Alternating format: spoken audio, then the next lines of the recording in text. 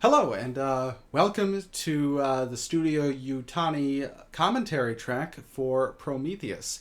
I am Matthew Giargiosa. I am taking over the podcast for Clara, aka Mother 9000, while she goes off into a really, really cool side of the universe. She's doing a lot of cool stuff with Alien right now, and we'll get to talk about some of that stuff over the next year or so. Until then, you get to listen to my soulful, sexy voice.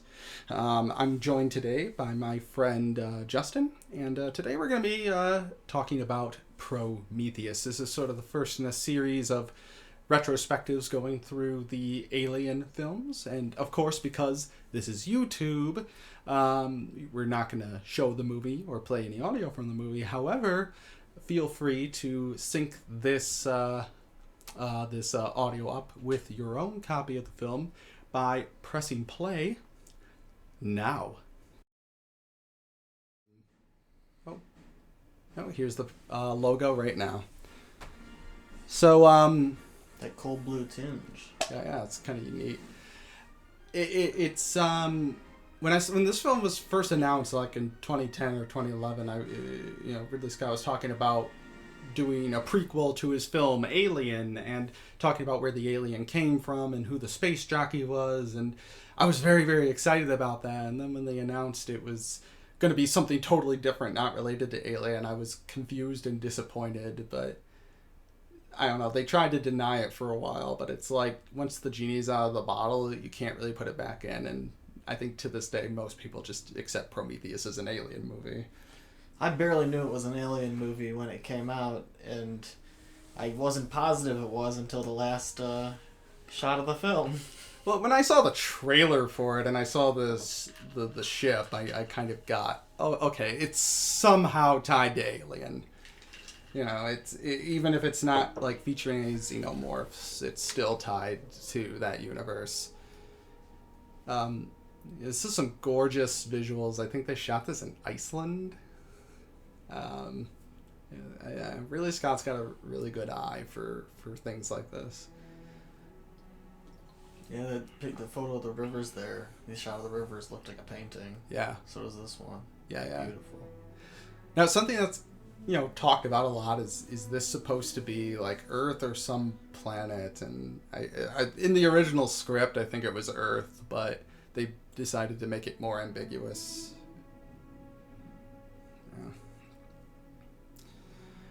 I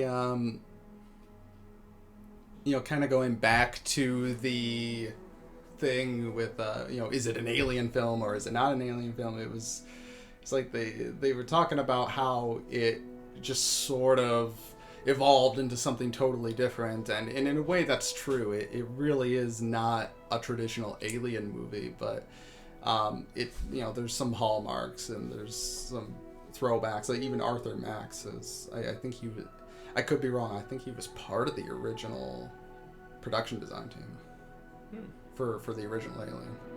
David Geller and Walter Hill were obviously part of the original Alien, but I don't know what their involvement was with this. I saw this in 3D. This is gorgeous. Yeah, I saw it in theaters, not in 3D, but it was spectacular. Definitely. Yeah. I just love. Really, just such a good visualist. And this stuff is this is gorgeous. Right here, shot. Let me get our introduction to member of the Blue Man Group here. There's a lot of controversy about the portrayal of the space jockeys here, because obviously people saw these and thought, well, that's not an elephant-looking thing, and I think it's fine. I accepted it.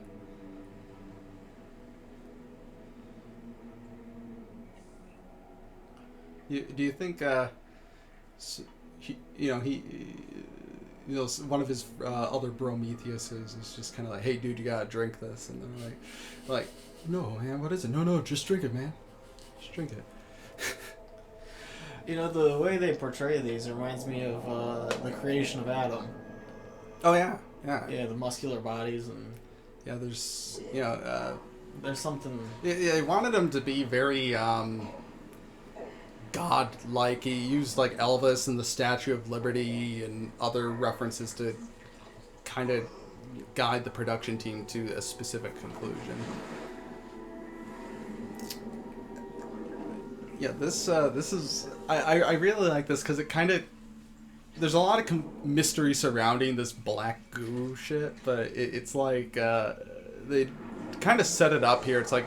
It's this horrible, devastating, destructive force, but then right in the next shot we see it also, is bringing life to a dead world, and I'm like, okay, I get that. It's showing kind of it's death and life in a weird way. Oh, that title reveal. Yeah, very alien-esque. Yeah.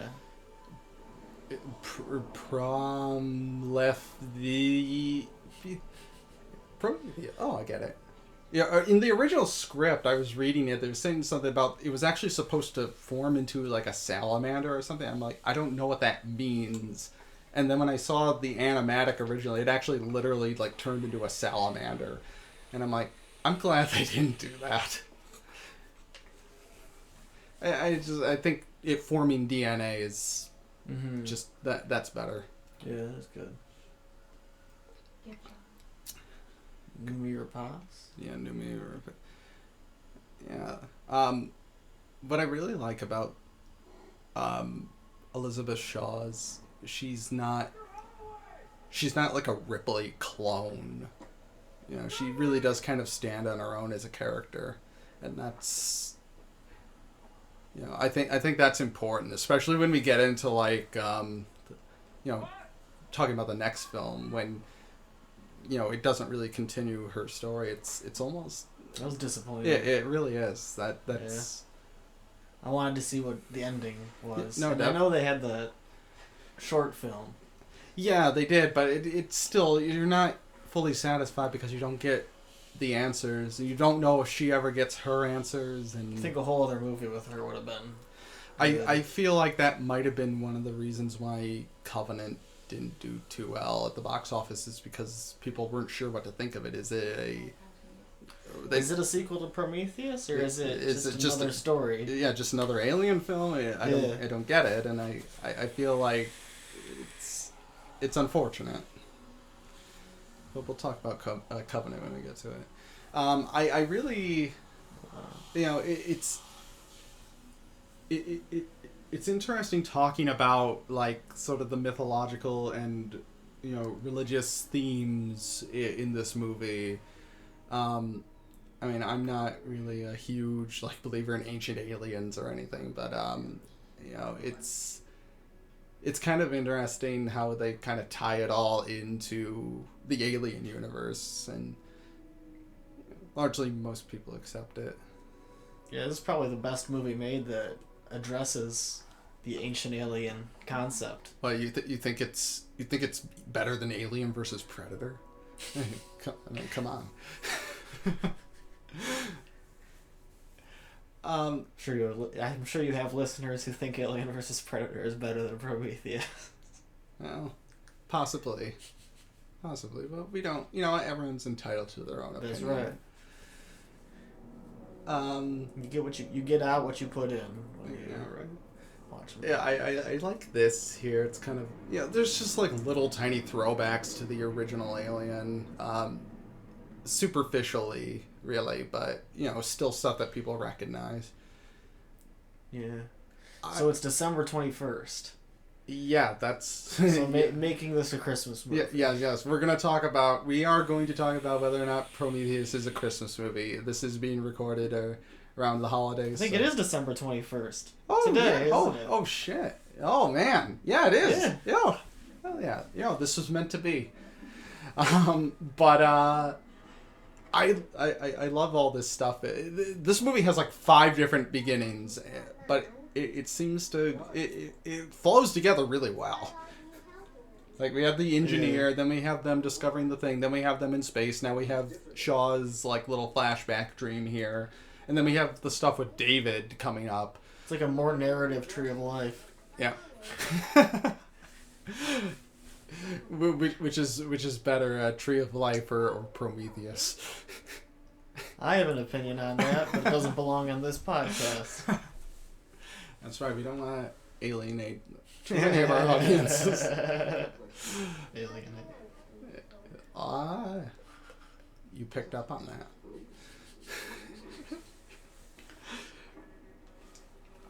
Yeah, so I think this is a really interesting thing that people can relate to. It's like Shaw, even from a child, as a child, has all these big questions about where do we go when we die, and it really is something people can relate to. This I love this opening with David. The David stuff is the best stuff in this movie, and it's the best stuff in Alien Covenant, and I love the fact that between the two films, David is the secret protagonist of this movie, and then he's the not so secret villain of Covenant, and then he becomes the secret protagonist of Covenant. Mm-hmm. In a lot of reviews that I've seen, they talk about the way that Michael Fassbender is made up to look like Peter O'Toole in Lawrence of Arabia. Oh, yeah. Yeah, there's a dichotomy here between David and Peter Wayland and Vickers in this that I think is just fantastic. And I just, we'll talk about it more when it comes out. I just love the fact that Vickers absolutely resents David, and we find out why towards the end of the film. But David is made to kind of be like his master, and Wayland admired Lawrence of Arabia, and so... Oh, they even show a clip. I didn't realize that. Yeah, and he kind of quotes him, too, if you remember. So he's saying, the trick William Potter is not minding that it hurts.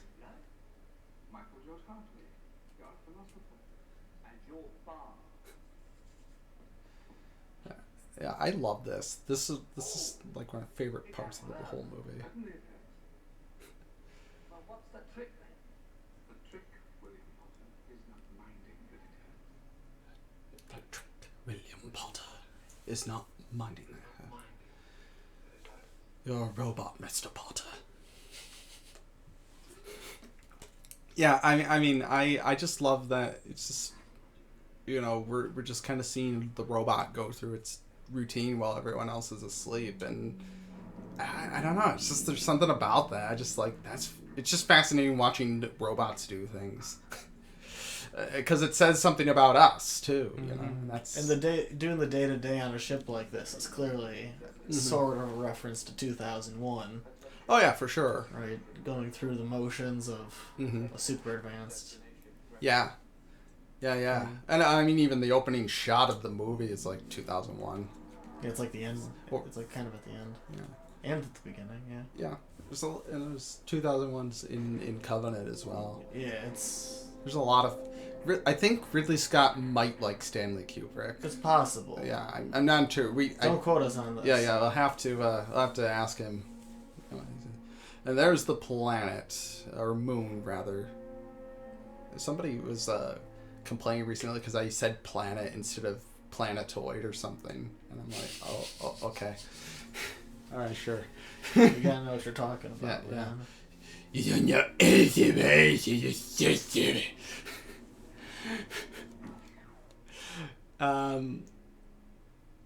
Yeah, I like, there's the use of scale there.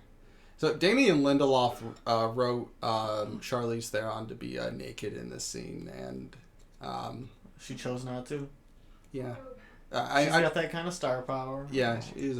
I think she's gotten naked enough in the past. Yeah, but I also don't think it's necessary in this case. I mean, I don't know. I'm not going to complain, but I don't think it's necessary. Yeah. It would say something a little bit about her, a little bit more, that she really just doesn't give a fuck about what people think, especially this fucking robot that she hates.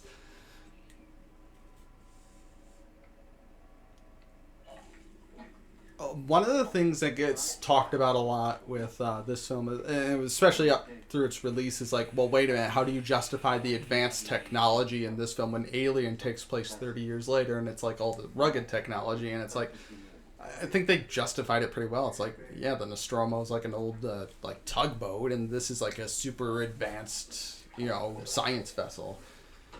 There's some good sound effect there with her throwing up. Remember when we were playing the RPG? This is what you guys were eating. Oh, nice. Yeah, it's wonderful. It's just raw nutrient. So this is the proof right here. Prometheus is a Christmas movie. You got a Christmas tree. You got a Christmas. Is he smoking a blunt? I don't know if he is. I know one of the other characters does later. I know in Alien Covenant they were smoking weed. Yeah, they were. Yeah. And in the deleted scenes, they make that more clear. It's like Walter brings Daniels some cannabis. Oh. It's like the future is liberal. Yeah. You get our two kind of comic relief characters here.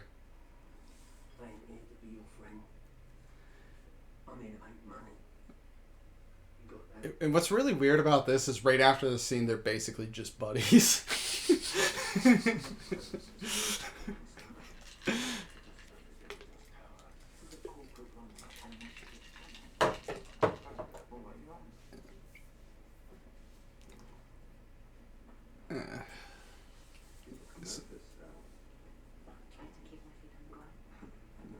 Good morning. Charlize Theron. She playing this really kind of detached sort of character in a way. She's very cold. There was a suggestion early on that her character is a robot. Some people still believe she's a robot, but we'll find out why later. Why I don't think that. And now we get I think Red Letter Media is saying Old Man Goldmember. This is of course Peter Wayland, a notable figure in the Alien series, played by Guy Pearce in some less than convincing old man makeup. Really is Goldmember, wow.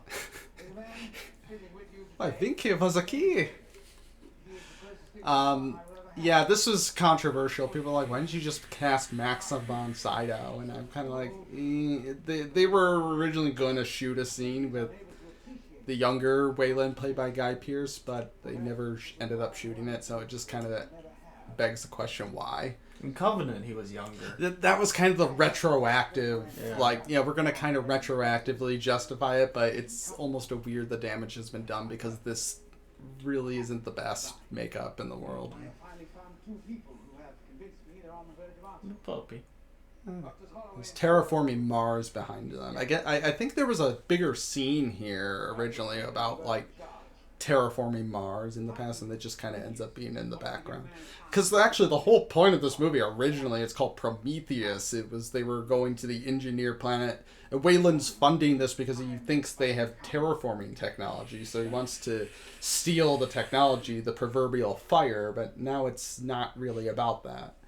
But I still think the title Prometheus works because it's evocative of something mythological and also creation. Yeah, creation, and also something very primordial, and I think that's okay. So it still works. What's the ship called? I'll give you 3 guesses. Is it Prometheus? How'd you guess? It was originally called the Magellan, and then I guess they felt like it needed to be called, like, there's no actual, like, reference to Prometheus except for what Old Man Goldmember just said there. He's like, the Titan Prometheus, gave man the gift of fire. And they wanted to have a little bit more anchor, so they called the ship itself Prometheus, and I'm like,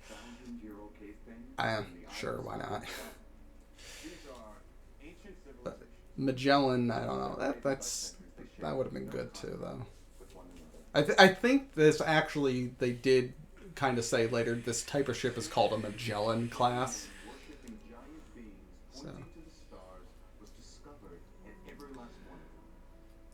So here's a question. Knowing what's going to happen later, it's like Shaw and Holloway here have interpreted the star map as being like, oh, the gods are inviting us to their home. But then when we get to their home, we discover it's like this horrible nightmare place that was being designed to kill us. So it's kind of a mystery about... Did the engineers set that up? And yeah. Was it an intentional trap? And there's a lot of questions that I don't know if we'll ever find out because David killed all of them in the next movie. Yeah. There might be some out there. Ridley suggested if there was a third prequel, it would be about there'd be some engineers that come back to their planet and discover what happened, and they go out and try and find the culprit. I'm like, oh, okay, I can buy that.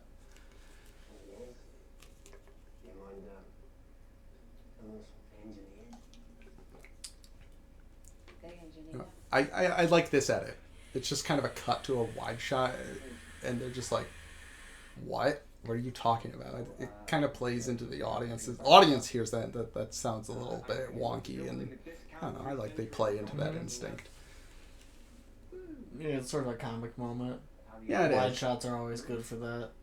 Yeah, and I, as you know, a filmmaker myself, I pick up on things like that. I'm like, that's, you know, I like it. I'll steal that. Don't sue me, Ridley.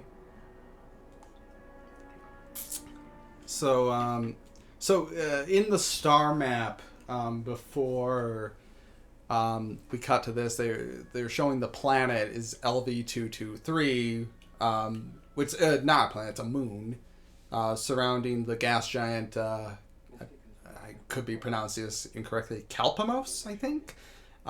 Same gas giant that LV-426 is orbiting. So this is the same planet. It kind of brings up some bizarre kind of questions. It's like, okay, so now there's like 2 or 3 of these crashed horseshoe-shaped ships surrounding the same planet. I don't know.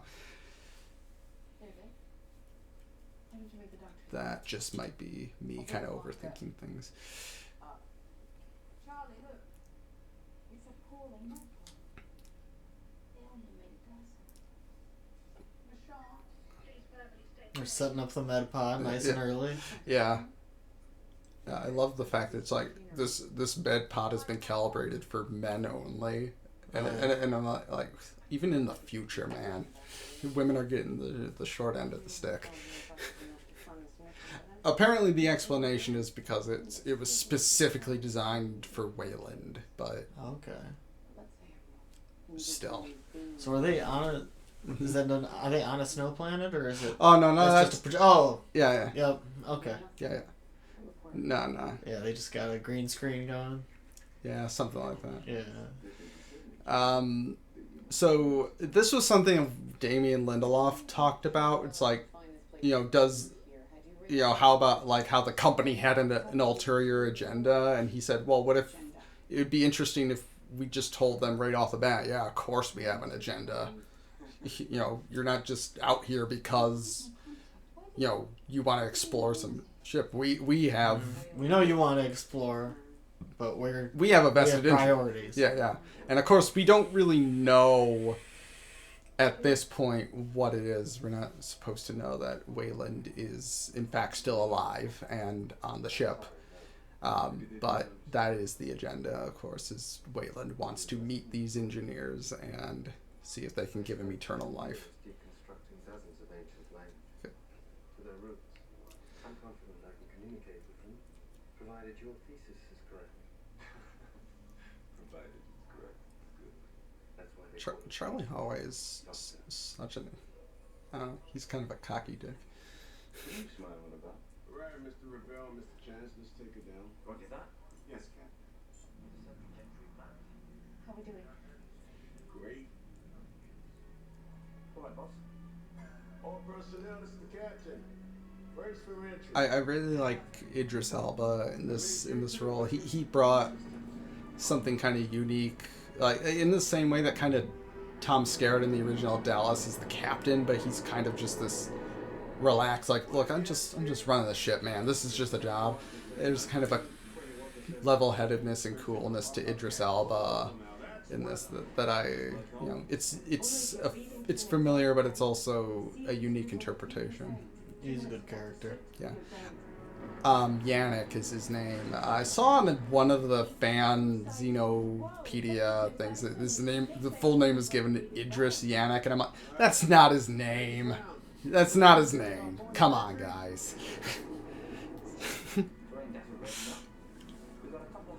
I do like this attention to detail. If you notice on the map when it's mapping out the terrain of the land, that's actually very much looks like the screens in the original Alien, but they updated it to kind of look a little bit more high tech.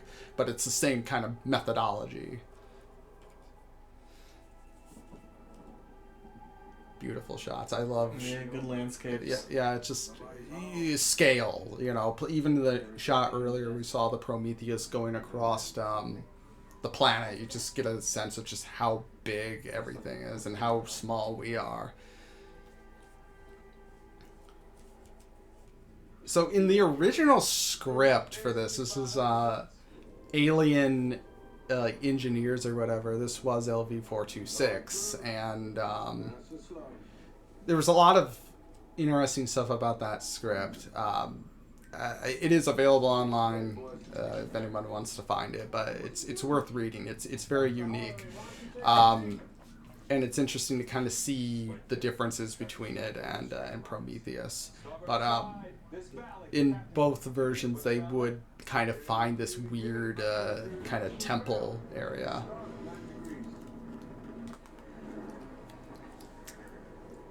And there's some mystery there. I think originally, actually, even for this film, there was only one temple. And it wasn't until way late in post-production when they added the other ones in there. And they said, oh yeah, we can imply that there's more to this place. There's like...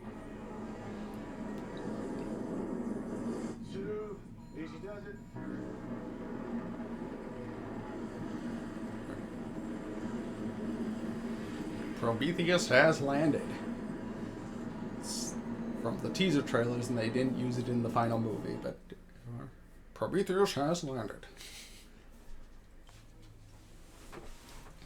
Now, this is the kind of one of the first big things that people complain about. It's like they just landed, and it's like immediately Charlie Holloway is going to be like, "Let's go out there."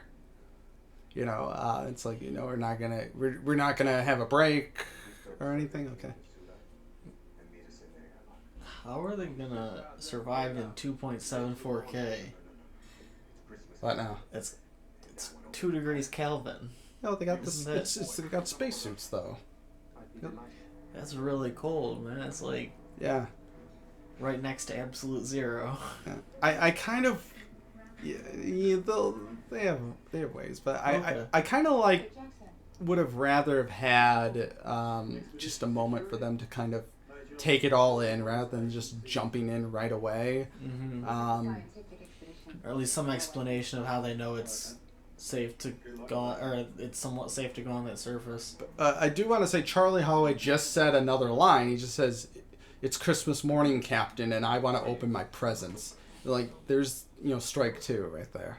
Oh no, strike 3, because we had the date, and then we had the Christmas tree, and then we have it's Christmas. It's a Christmas movie. It's a Christmas movie. Prometheus is a Christmas movie.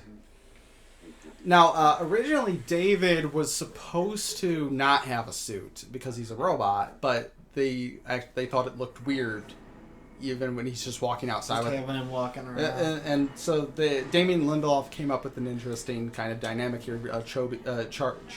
Charlie Holloway here is kind of a robophobe, and so they have that moment. It's like, well, you don't need to breathe, so why are you wearing a suit? It's like, well, because I'm being designed to make you feel comfortable, sir.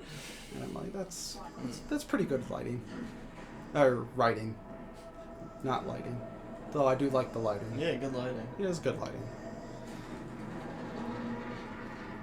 The design of the Prometheus was supposed to be like a bug, and these are like little bugs that are coming out from underneath it. Okay, cool. I can see it. I'm fine with that. Seriously? There's Damien Lindelof calling out his own cheesy writing.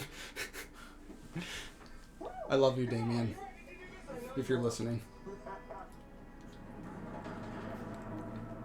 Now, this is really interesting because we don't really see it in this shot, but if you look at the top of the temple there, it's actually supposed to kind of be like a skull shape. That goes way back to when H.R. Giger was designing stuff for the unmade Dune movie, Jodorowsky's Dune. It's like, if anyone hasn't seen the Jodorowsky's Dune documentary, check it out. It's kind of you can see the face there. It's amazing how that one unmade film kind of brought a whole bunch of people from science fiction together, and they started creating stuff for other movies, and how to this day people are still using stuff from that film. So that was originally supposed to be like for the Harkonnen planet, and now it's 40 years later it ends up in Prometheus. We see it.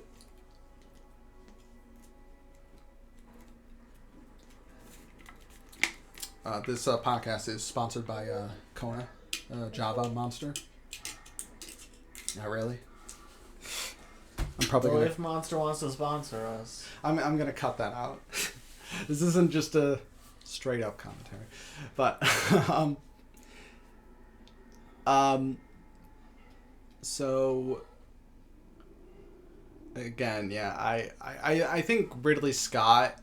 Ridley Scott is one of my favorite filmmakers, not because every single movie he makes is amazing or perfect, but because he's a really great visual storyteller, and I think even in his less than amazing films, there's still a lot that you can look at and tell what he's thinking, and even in stuff like this, it's like he's really world building, he's really creating an atmosphere, and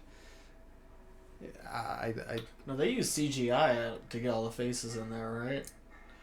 No, I mean for these shots, no, I think this is all real. Oh, really? Okay. I feel like I've seen some behind the scenes thing with CGI faces in the suits here. Yeah, there was something. Yeah. There's something like maybe like a hologram pops up or something. But the crew actually fucking hated these helmets. That's part of the reason why they take them off partway through, is because these were apparently these were horrible to wear. Mm-hmm. So it's like they just wrote like, oh yeah, the air is breathable now, so we can just. Oh, these are cool. Oh yeah, I love these things. These are great. The pups.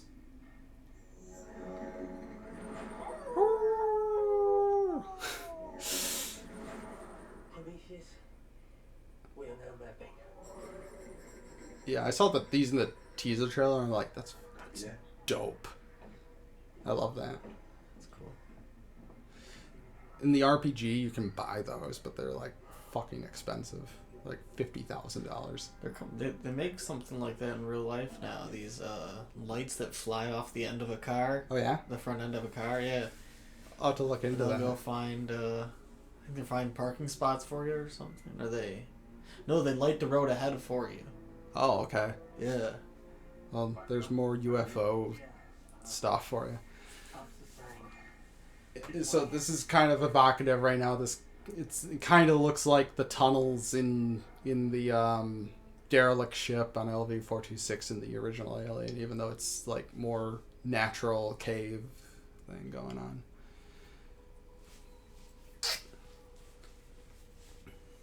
Look at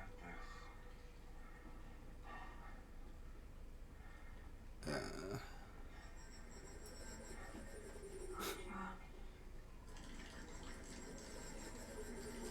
Yeah. Jesus. Sunlight's heating the water. Check out the humidity. Yeah. Look at the CO2 levels. Outside it's completely toxic, and in here there's nothing. It's breathable. This is kind of the next big like complaint of the movie. Like Don't be a skeptic. it, There's something generating an atmosphere. it was in Dr. Holloway is correct. in this movie, so many people were like complaining about why they took off their helmets in this, so that when they did Covenant, they didn't even bother with helmets.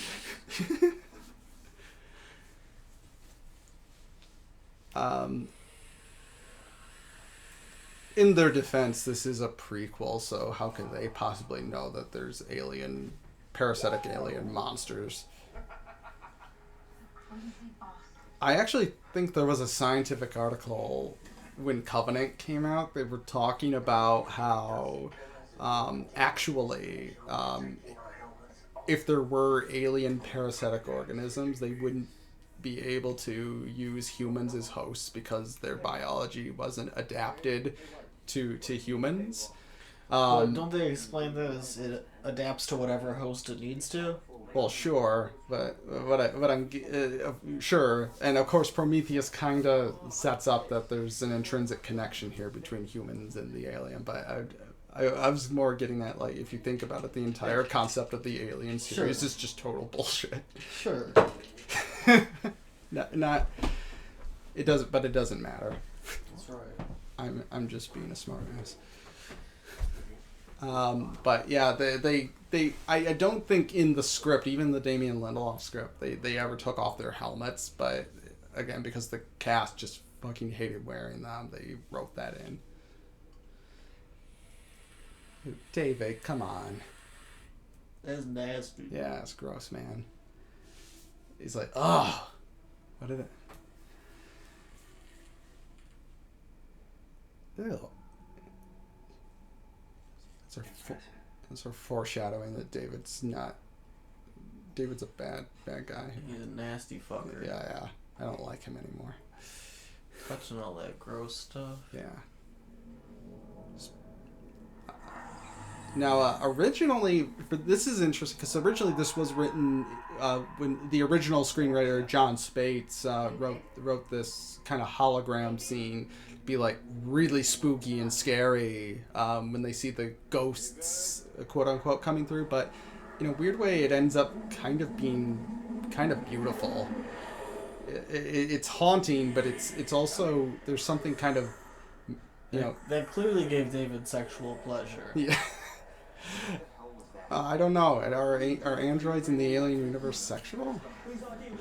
He got something out of that. Yeah. Maybe. I like the occasional GoPro shots from POV it kind of in their cameras. Yeah, it just kind of brings you into the world a little bit more. Yeah. And of course, the engineers are wearing their elephant suits. Which, of course, before Prometheus, the presumption in the original Alien was that the space jockey was like some strange giant elephant man, and then Ridley Scott comes in and steals away people's hopes and dreams and says, no, it's just a biomechanical suit. And the real... It looked like that, I thought. I buy it. Yeah. That's the thing. I totally buy it. And honestly, there's like, if you're asking me, like, what did I think when I first found out that the engineers were going to... This is part 2 of the Prometheus commentary. I ran into a technical issue, but it has been solved. So, just in case, here is part 2.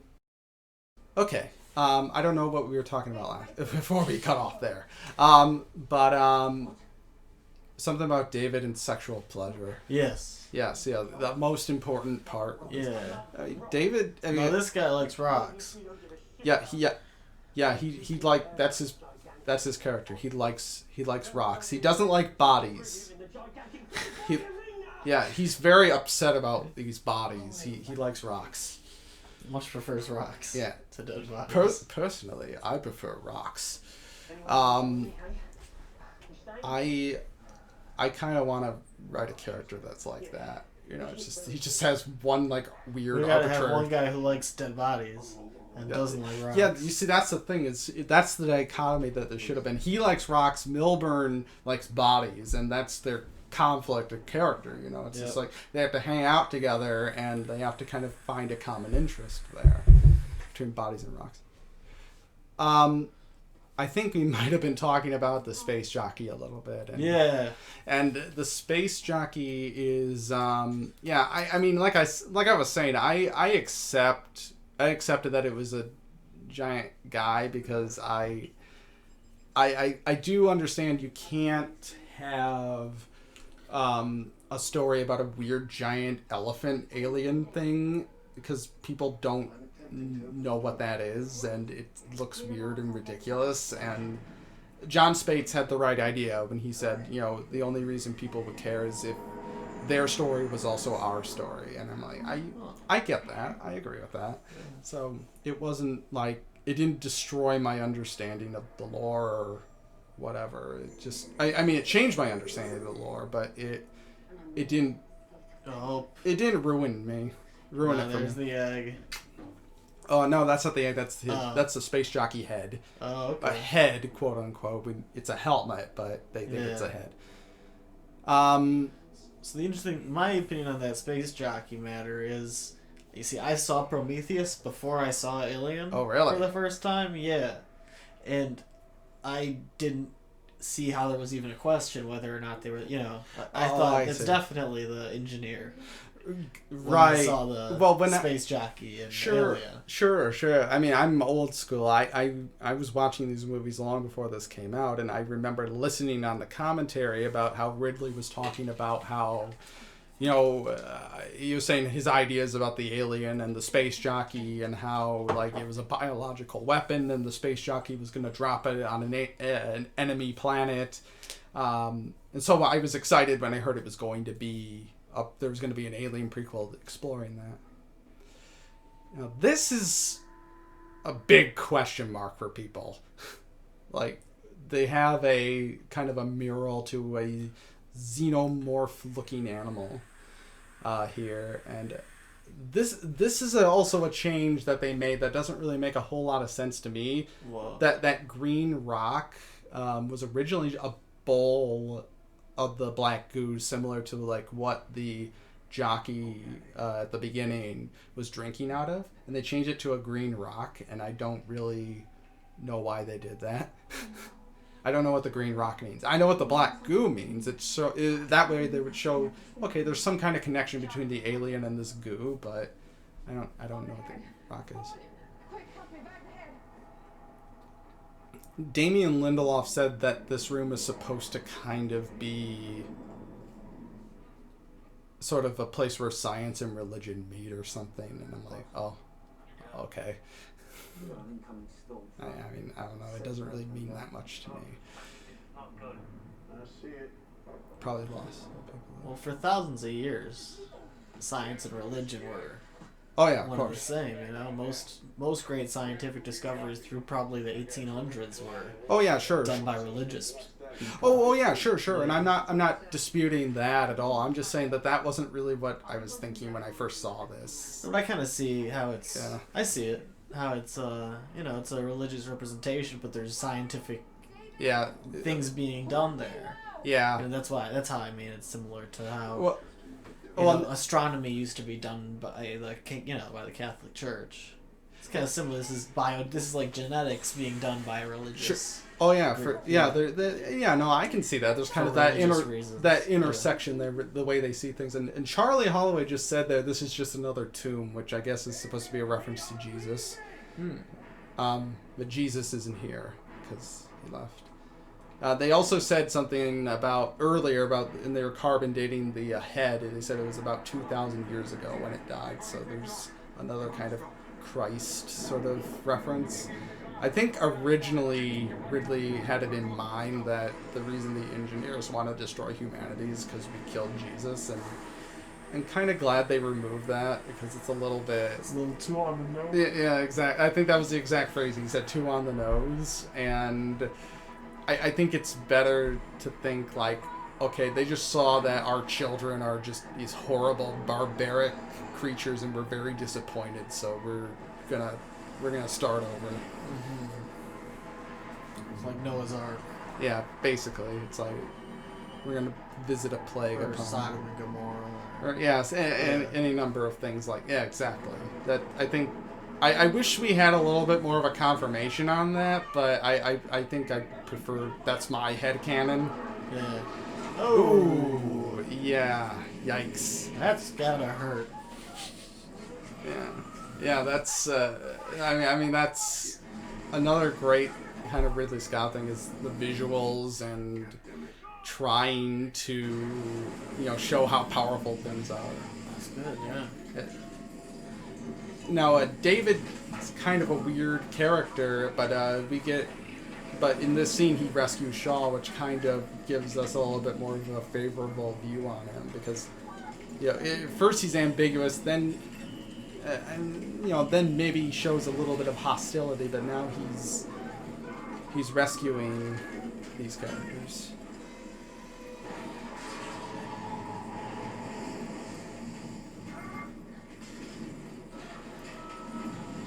Is it controversial to say? Well, let me ask you this: who do you think? Who do you like better as like a character, like David or Shaw? David. I Shaw's good. Shaw's definitely a good character. But David's just got more going on than any other character. David was the big surprise out of these prequel films. I think they.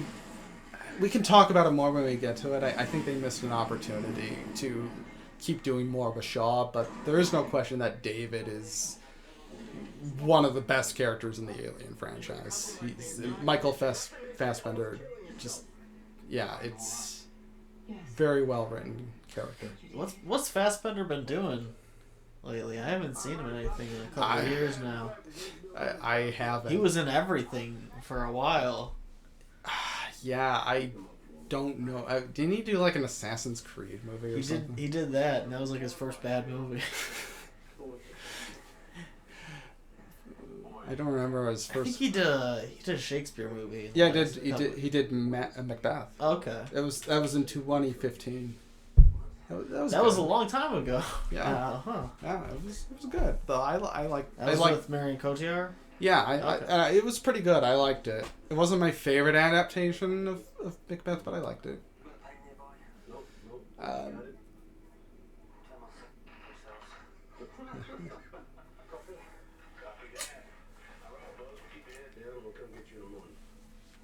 So Milburn and Fifield have the map, but they somehow got lost. Go figure.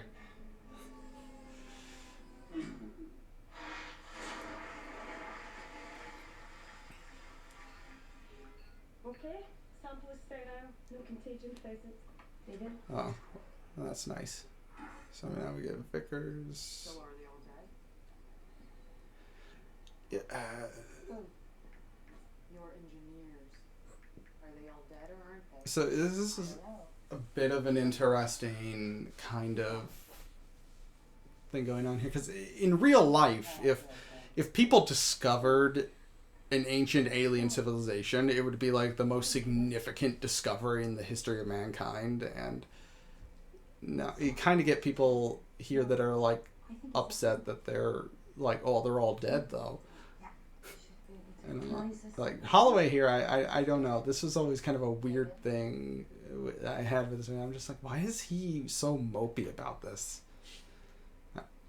If anything, he should be the one that's like all excited, and Shaw should be disappointed, right? Because Shaw's the one that has all these big questions, and she wants to, she could be the one that's like, yeah, but I wanted to talk to them.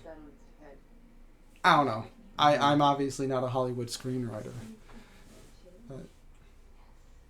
Can you run a stem line into the locus ceruleus?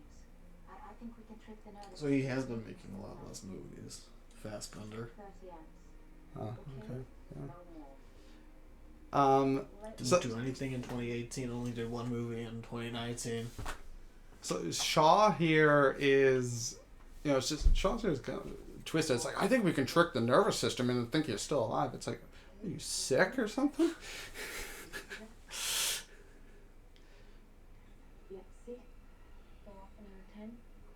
And there's a note here about Whoa. yeah, this creepy. Some yeah. I forget if this is a good scene. I don't remember this. Yeah.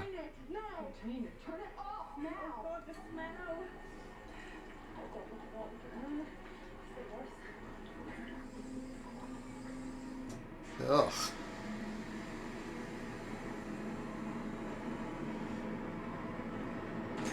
Yikes. Yeah, that's gross. Gross and wonderful.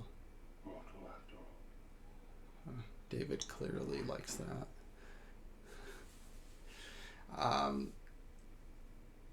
Will take us out. I think another interesting thing with David, and I think this is something that Lindelof talked about, it's like David's on a mission with humans that are trying to meet their makers, and David's already among his makers, and he's not impressed. I'm like, that's pretty good. Now, this scene is interesting because originally this was going to be the scene where we saw the younger Wayland, and David goes into Wayland's dream and sees him as a younger man, because obviously that's what he's dreaming about. But they cut it, and they didn't shoot it because they wanted to preserve the mystery. But at the same time, it's kind of like when you watch it, it's like, well, who else is he talking to in this, right? So, I don't know, it's kind of like a hope you don't notice kind of thing. I love this scene, though. I love this. What did he say, David? I didn't think you'd want me to tell you.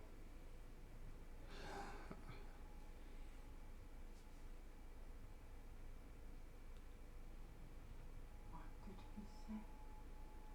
That's how Ugh. confidential.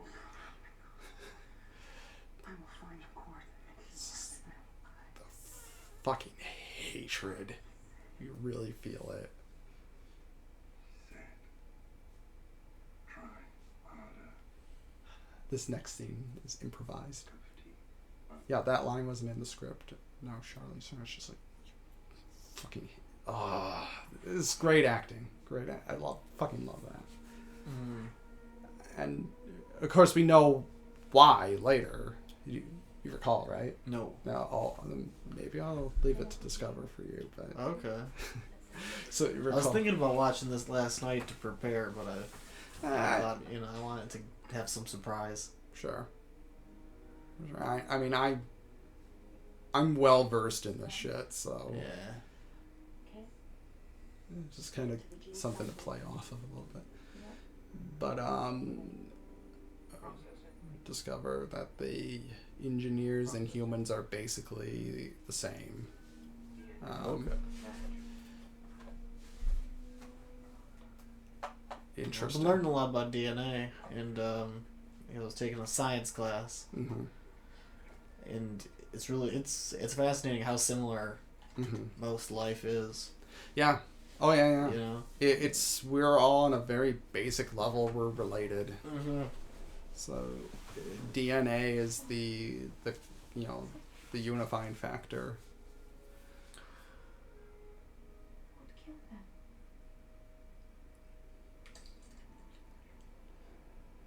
And David, of course, being an android, is not the black goo doesn't affect him in any way, which is interesting. That definitely plays into Covenant later.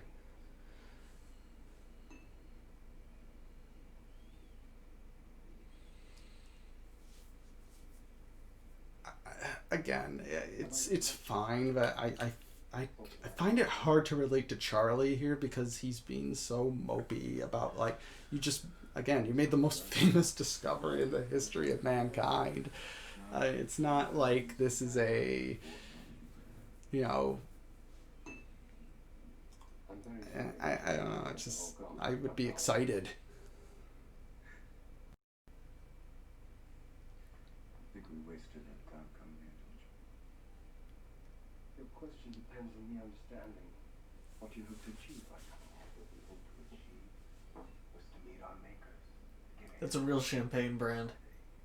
What is it? The Ace of Spades. I think it's Do you think that was a product placement? Definitely. Okay, Yeah. right on. I think This there's is the champagne everybody's gonna be drinking in 100 years. I this think is, Jay-Z yeah. owns it. Oh, okay. I mean, I'll tell you, Ridley Scott makes some of the best commercials. Like, I don't know if you saw his Hennessy commercial. That's Hennessy. Sorry, I don't drink. But yeah, that's a pretty awesome commercial, though. Okay. And I love this. This is a great little subtle bit right here that we see with David. Anything and everything. Drinking tonight, imagine. You see, he hasn't really touched anything with that finger yet, and now it's like, boom, just really like subtle. You wouldn't notice. Yeah. You're like, David, you fucking psycho.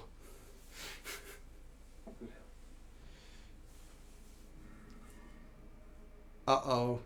We found Fifield's least favorite thing in the world. Check out the price for this. Dude, that's outside my budget. Yeah. Jesus Christ, I mean, look at the pile. Look how high up they are. Yeah, looks like they were running from something. Okay. Don't touch, okay?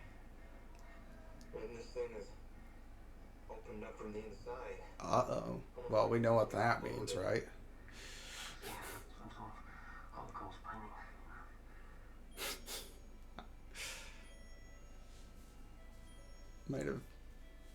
Might be a little bit too on the nose with that. Looks like something out of the Holocaust. Maybe.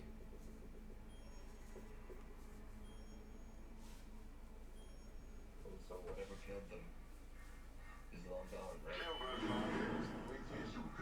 What is your position? Prometheus, this is Milburn. We are at 7401477. Why? Just got a pen. I think originally Wait, where's the... Milburn and Fifield were supposed to find like a piece of shedded skin, like kind of like how Brett found a piece of shedded skin in the first Alien, and they cut it because it didn't connect to anything, and I'm like, that's probably a smart move. Because it's There's like a lot going on in this movie. yeah, and it'd be like Yeah. it'd be like, why foreshadow something that isn't gonna get a payoff? Mm-hmm. Yeah, so No, boy. you know they tried, but. Signals from coming in sporadically. But it was supposed to. That might have played into their fear that they experience in this scene a little bit more, which is like, wait a minute, is there something in here? Yeah, but yeah, No, it just disappeared, actually. yeah, Must be a glitch. yeah. That's why they're freaking out so much, because I always thought it was a little bit strange. Like, oh, okay, I get that they're kind of scared, but at the same time, it's like, it seems like they're playing to something that didn't really get established. And that actually was another thing too with the infamous like worm scene later. It's like they were supposed to find like some kind of worm like creature, and Milburn's supposed to be like all like elated, and that plays into why he's elated later. But without it, it just kind of feels like, well, what are you doing? Why are you going to touch that alien worm thing that you don't know anything about? Mm-hmm. Holographic recordings. We're still attempting to identify what caused the head to combust. I can't help but wonder. Was there an outbreak here?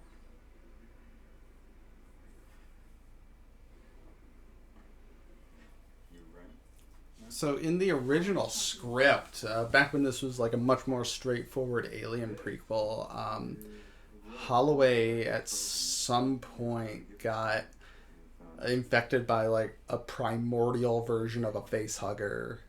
Okay. Kind of like the thing that Shaw gives birth to later. But he when he wakes up, he doesn't remember what happened. So we get into this scene, and they're talking, and then they later make love. They actually were supposed to, like, you know, in the throes of intercourse and passion, he was supposed to have the thing, like, primal chest burster come out of him while they're having sex. Well, that would be cool. And it was like, oh, that's pretty dope. And they called it the sex burster. And I'm like, that's a cool scene. We didn't. That would be a good scene. Yeah, it would be.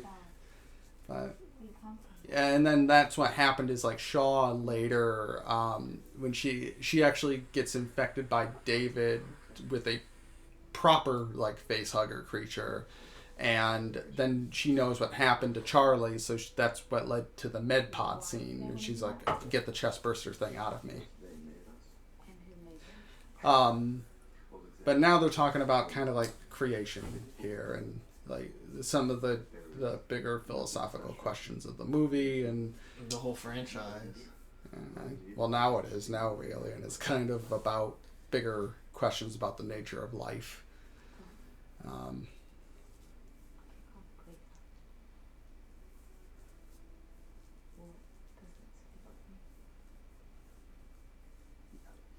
It's a good emotional Yeah. kind of core for the film here. Yeah, and it's a good reveal too. Yeah.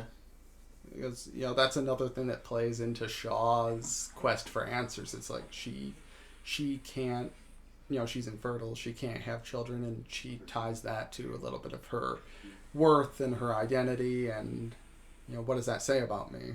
I think that's pretty good. But yeah, this would have been the scene where they start having sex, and then the thing comes out of Charlie's chest. Wasn't meant to be. Just want to check this really quick.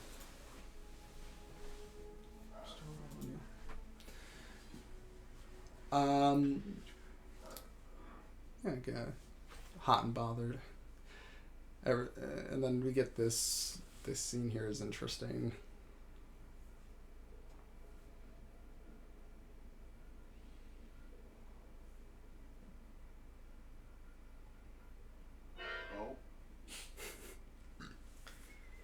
That was a good musical sting, yeah.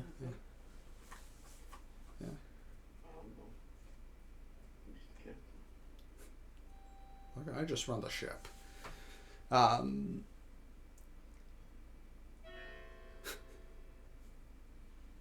sounds like a dying cat, by the way. I'll have you know that this Right. once belonged to Stephen Stills. Am I supposed to know who that is? Fucking millennials. Probably people still care about 70s rock in the future. I don't know, they're playing Country Roads in the next That's one. right. That's right. That's right. I mean, you could just say, hey, trying to get laid. It could say that, right? There's something that Ridley Scott talked about in the commentary of the first one. He wanted to have more like, well, if people are on these long hauls, they would sort of be like hooking up and having casual sex, and Yeah. it never made into the movie. And I guess this is kind of him trying to do that. Yeah. And then the next one he does that. Yeah, You robot. always gets a laugh.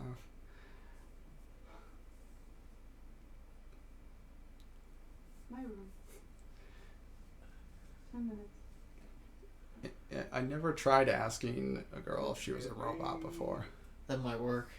I guess I saw it in a movie once. Yeah.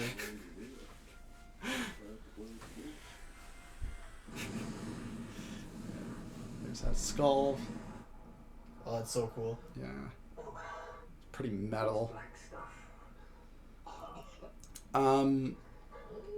I just got I finished listening to Alex White's Alien: The Cold Forge, and spoilers for those who haven't seen it. There's kind of an interesting Prometheus kind of reference where it's revealed that the part of the plot of it is the main character is trying to get a sample of whatever the face hugger injects into a host, and it's described as being kind of a black liquid that has mutagenic properties. And I'm like, it's a Prometheus tie-in, I imagine. Huh. Now, I love this scene, not because of Milburn here. I think Milburn's an idiot, but I think it's a great little horrific moment, though. It's very well done. But Milburn was supposed to, as I said earlier, is supposed to have a little bit more build up here, like why he. I don't know. Yeah.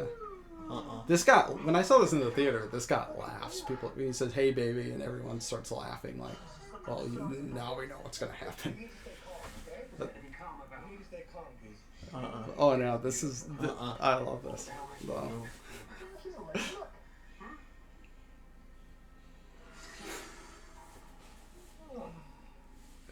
Yeah, this is great.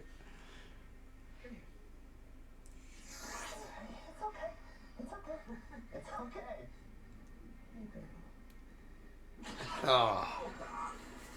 Got me. No, look. No, no. Oh God, this is horrifying.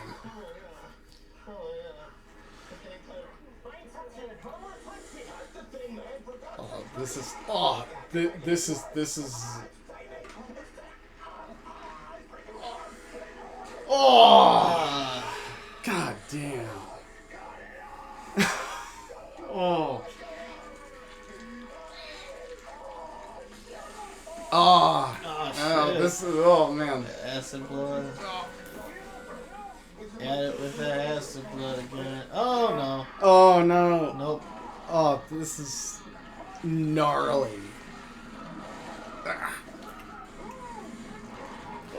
Oh shit. Yeah. Oh my god, I love it. Jesus Christ. Yeah, I love just Then because. cut to that sunset. Yeah, but it's like you're dealing with this thing, you don't know what it is, and you don't know what it's capable of, and it's just when it starts wrapping around his arm, it's just like, you know, a lot of those animals, man, they can be stronger than they appear to be, and something like that, just being able to break your arm like that is not out of the question. It's scary. Can a boa constrictor do that? Possibly. I'm not entirely sure. They're not really designed to like break bones. They're designed to suffocate. Yeah. So That's creepy. That eye effect. yeah. Yeah, that's pretty nasty. So you might wanna see a doctor about that. I don't think a doctor can do too much. Well, aren't they all? Well, they're also doctors, aren't they? Last time they radioed him was just outside where you found your head. Okay, we're coming. Right. Chance, come on with me. Come on. All right, boss. Well, did you fix that glitch? No, Captain. It's gonna be in the hardware. What glitch, Captain? One of them probes picks up a live phone, pops up every hour or so for a couple of seconds, and then it's gone. I can find the probe and fix it for you if you like. Knock yourself out. Be careful, Doctor.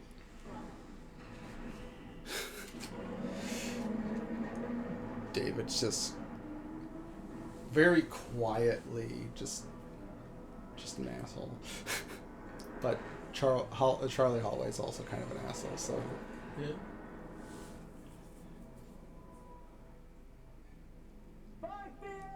it's like he knows he's gonna get his comeuppance. All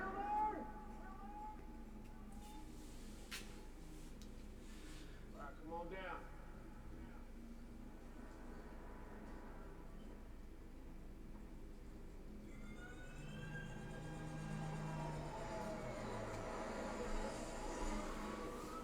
Yeah, so in like the original Alien Engineers, there was a lot more like clear. They discovered like a lot of proto aliens, like that hammerpede creature that broke Milburn's arm.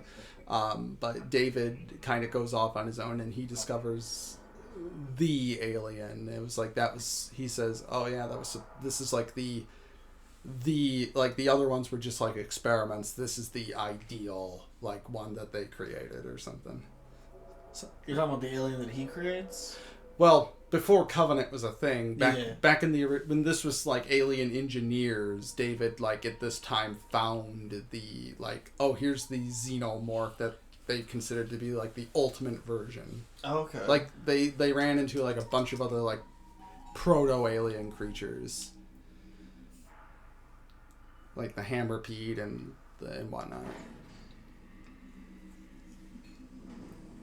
They moved away from that, from the alien stuff, because they gradually, as they started moving more on the engineers and the creation and themes, it just kind of ended up being like the alien just sort of became less relevant, and I think it was ultimately 20th Century Fox that pulled the plug and said, okay, then let's just make a movie about the engineers and we'll put the alien stuff. So were they originally gonna call it like Alien Prometheus? No. It was, well, it didn't really have a formal title. I think the script that John Spates had before Damien Lindelof took over, it was called Alien Engineers. But it had a bunch of names. There was no real like formal name until Lindelof came along and rewrote it as a different movie.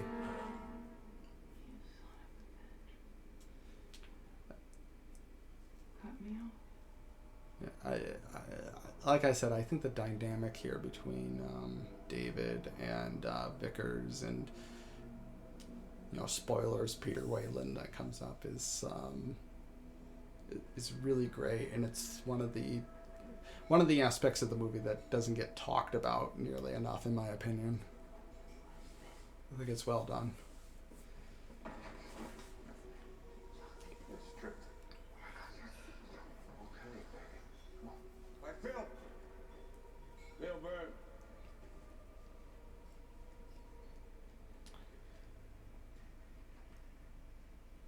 I forget how they made the black goo specifically, but each and every one of those vases is like a vibrator, I guess, and whatever they were using for the black goo, I guess it actually like reacts to like kinetic motion, and that's why it was like all bubbly and writhing. It's like an actual thing that they put like a vibrator inside each and every one of these, and that's what kind of made it look like it was alive. Is it that magnetic stuff?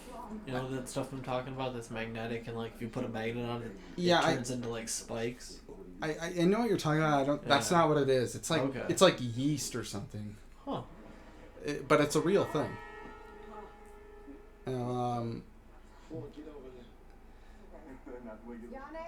This is an interesting moment here. I forget the name of that actress, but they didn't tell her that that was gonna jump out of his mouth. Kind of like the chest burster. Well, they knew the chest burster was gonna pop out. It was in the script of the original Alien, but they didn't tell her that a worm was gonna jump out of his mouth like that. I think another thing that's really kind of interesting, just kind of getting a little bit more into the alien lore here, is like the hammer P crawls into Milburn's mouth, and it's not clear that it like left an embryo or anything. Maybe it was just trying to murder him, but we don't know if anything was done with the body afterwards.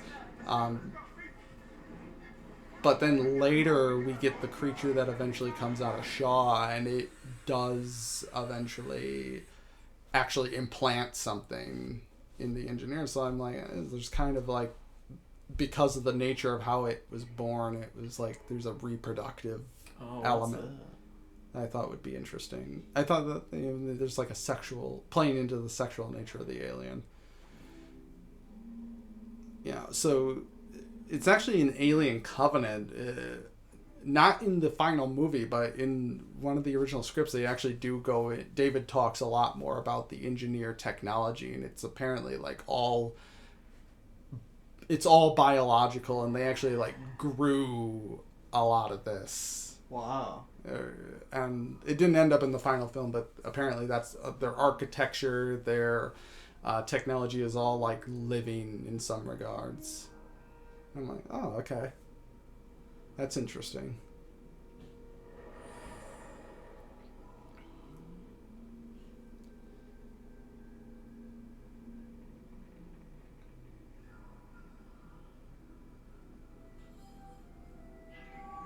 Oh, I didn't realize there was an origin for all the flute stuff in Covenant. Oh, yeah. I didn't put that together. Yeah, it's It like... had been years since I saw Prometheus when I saw Covenant. No, definitely. I mean, there's a lot of really great, interesting stuff here, and I think for the detractors of the prequel films, there's a lot of questions about, like, well, but why? And I'm like, I mean, doesn't necessarily need a reason. Another movie would have helped. Oh, yeah, no, definitely. But I think it's still really unique and interesting that they're kind of going into a lot of this stuff, and it, still keeping it a mystery in some regards. This again, all the David stuff is just wonderful, and I love that there's like this sense of wonder here, like David sort of basking in, sort of the all the technology. Yeah, and being among the gods. In some way. Yeah. It's kind of like a wondrous moment He clearly has a god complex. Yeah. As shown, especially in Covenant. Well, yeah, it doesn't really fully come out till Covenant, but we can Right. kind of see the beginnings of him, like... Mm-hmm. It's almost like Pinocchio in a way. It's almost like there's a wondrous aspect to it. He's like, you know, he's not a real boy, but he's, you know, starting to kind of... You can appreciate all the things Yeah. in the world Yeah. And that others can't. it makes him a really interesting character. Yeah. But, and then it just cuts out, and now we're back in reality a little bit. Earth.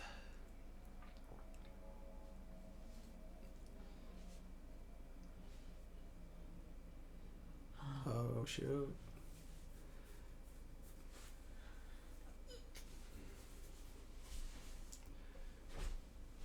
So now we get see that there's one still here, it looks like, and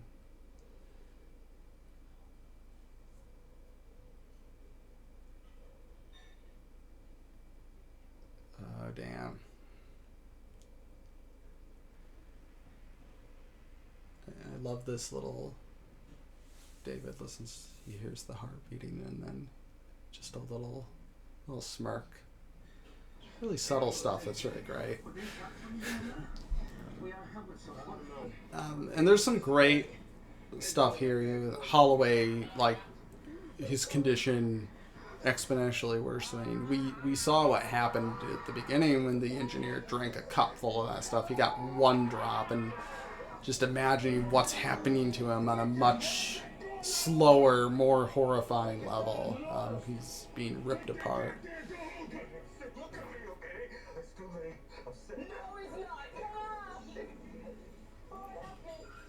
You can hear me, get it. Open that back door right now. Hold that door.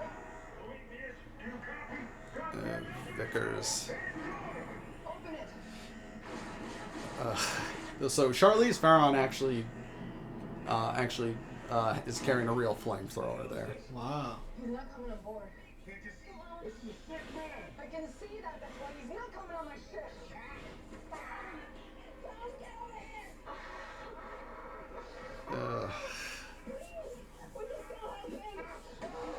Help yourself. Everybody but Holloway back on the ship now. I won't leave him. Then stay. Wait a minute. We can contain him. Put him on the med pod. Please don't do this. Victus. What are you doing? Yeah, so this is coming up. This is a stunt man. Charlize Theron's actually toasting this guy, Yeah. and so Image out of the Howard Hawks thing. oh yeah, it is, and it is actually. I didn't put that together before. But yeah, Charlize Theron's reaction here is real. She's just like, oh my shit, oh my god, I just set a man on fire. I'm like, that's and I like it too because in terms of character, she's a little bit more nuanced than your average like corporate crony. And she's not completely without her humanity. I would have to take this. Maybe contaminate it. If there's a contagion, they will all explode. We need to run that rock on everyone who set foot in the pyramid. Yes, of course.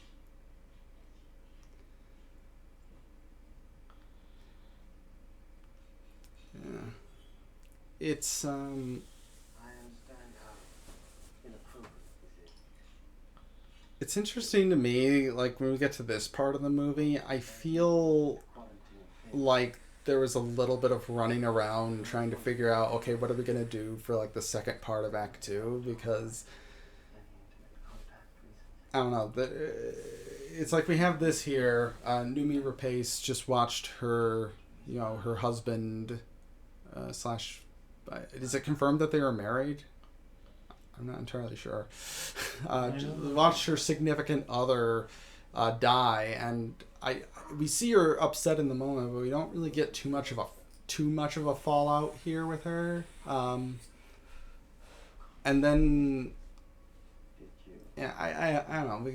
It feels like it feels like there's a little bit of a disconnect to me. I don't know. But here's our fourth strike. We got the metaphorical virgin birth. And it might be Christmas Day at this point. I'm not entirely sure. I think it's at least Boxing Day. Yeah. I didn't know what Boxing Day was until about a week ago. Someone said something about like something movie trailers are going to come out on Boxing Day. And I'm like, what the hell is Boxing Day? Well, it's not a holiday here. Oh, well, that explains it. It's not important, right? Yeah, just can't. Yeah, just can't. Who cares about Canadians? I love you, Canadians. By the way, I'm just Ooh. yeah.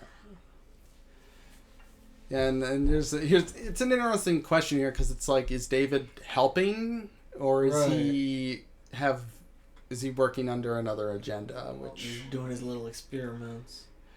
Well, it's actually a question mark at this point because I mean, to me it appears, it's been a long time since I saw the movie, but it appears that the fetus or whatever's growing inside of her, David had something to do with it. Well, of course he did because he infected. Was it from Holloway? Yeah, infected Holloway. So Holloway put his mutant seed in her, and and that's why she can't. She's infertile, but now she's because it was all mutant. Yeah, and also the black goo has some kind of medical properties to it, and that's actually another thing that's in the Cold Forge is like the main character is dying of God, I can talk, I swear. It's a disease that's like destroying her body and Degenerative. Thank you. It's destroying her body and she wants to get it because she wants to see if she can develop a cure for her disease from it. So there's something there. But then there's another thing too. It's like, wait a minute. So all the crew here is like working for Wayland. Then, I guess is the implication here. Ooh. Yeah. Boom. Oh, okay. So she just knocks them out and runs off, and nobody chases after her. Oh, this is when she goes to the med pod? Yeah. Okay. So in the original version of the scene that written by John Spates, it was actually like she knew from what happened to Holloway she had an alien inside of her, so she goes in, gets it taken out of her, and then as the machine is sewing her back up, like she goes to sleep, and it actually takes several hours for the thing to sew her up, and she like keeps waking in and out of sleep, and as she does so, she sees the alien like molting and turning it into an adult one. So by the time she wakes up and she's all sewed up, there's an adult alien in the room. It was really. This is still a good scene, but that was also a really great scene, the way it was written.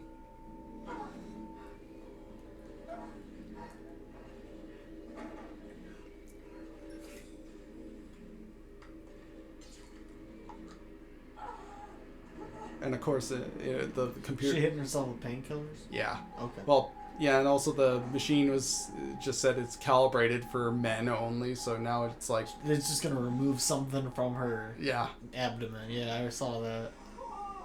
It says that she just said there's a foreign body in her abdomen that needs to get taken out. Oh, okay. Well, that's promising.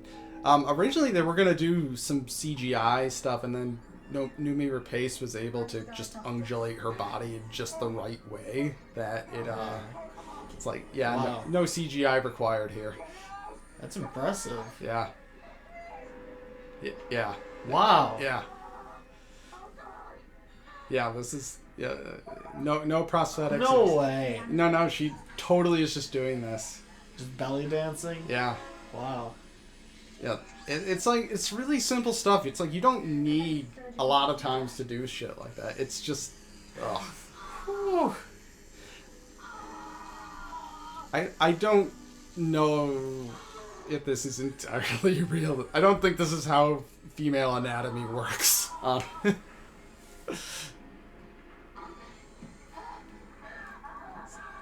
The claw.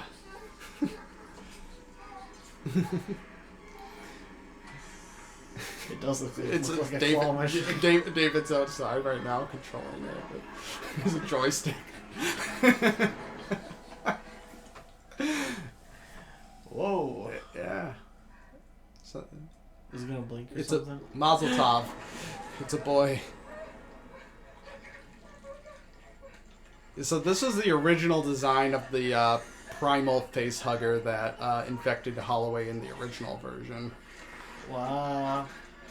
And now it's just Did Giger work on this? no. Okay. But he did come in and see what they were doing and consult, and he gave his blessing. Okay. Ridley prepared a PG-13 rated cut in addition. Really? Yeah, in addition to an R, and there was a version of this shot with no blood, and Huh. basically the studio and Ridley agreed that it needed to be bloody, so it had to be. But he felt like, well, I'm gonna present a PG-13 version just in case the Because studio it can make so much more money. yeah. And if it worked, But it might be worth it. it wasn't. The studio and everybody agreed. It's like the R-rated version was the right version, and it's like a PG-13 version wouldn't have worked. No. It's not just the blood; it's just everything else. It's like it's very stressful ideas, and it's it has more punch to it. Mm-hmm. Now this is another interesting bit of kind of lore, or when it's what exactly happened to Fifield here. Turn him into a zombie or what? There is. What, does he grab him or something? Well, it's like I don't know. He got a. Oh! Yeah.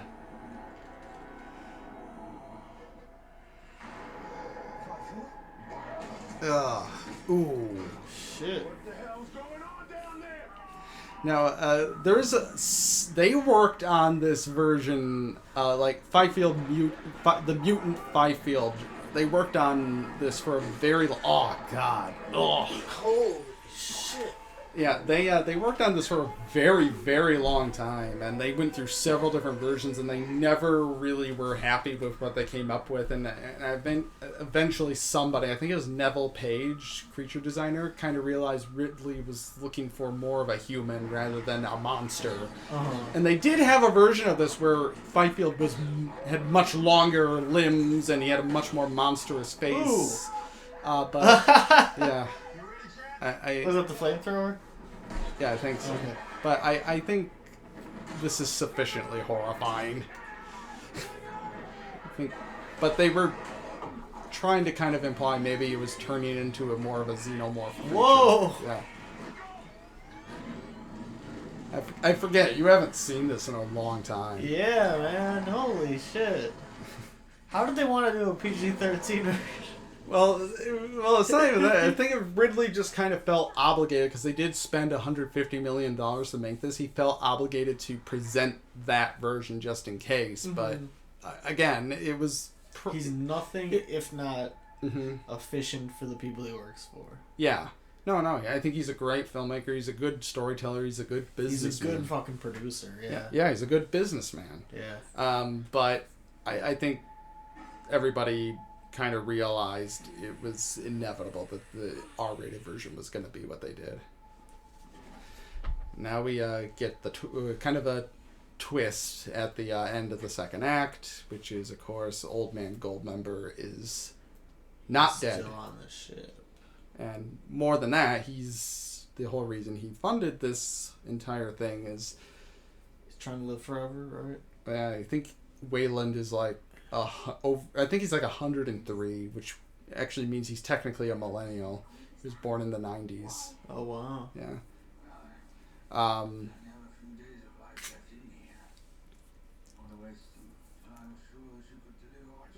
Beautiful.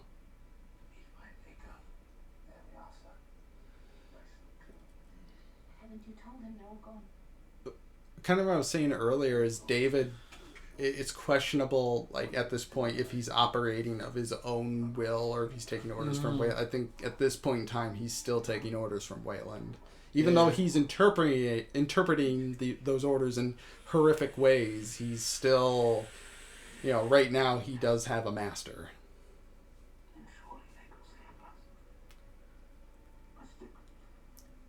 Again, I don't know if the makeup here is really all that great, but I do like this character and the way that they interpreted Wayland. I think makes a lot of sense. Of course, this is the first big, like, Alien versus Predator is no longer canon kind of thing, because in those movies we had Charles Bishop Wayland, and now we know it was Peter Wayland. So I think you can see his eyes are too young. Yeah, that's a big issue. Oh, and also that's something you can't fix. And somebody also brought up, it's like he's trying too hard to kind of be like rickety with his movements. It's like it's not about being rickety. It's kind of just slow. Right. Yeah. So he's almost like. Yeah, you can tell he's holding himself back, like, from movement. It's kind of off. It's like uncanny. Yeah. Yeah. No, it's not a perfect performance. No, it's not the best way that this came out, but kind of retroactively deal with it in Covenant. But I doubt most people picked up on that.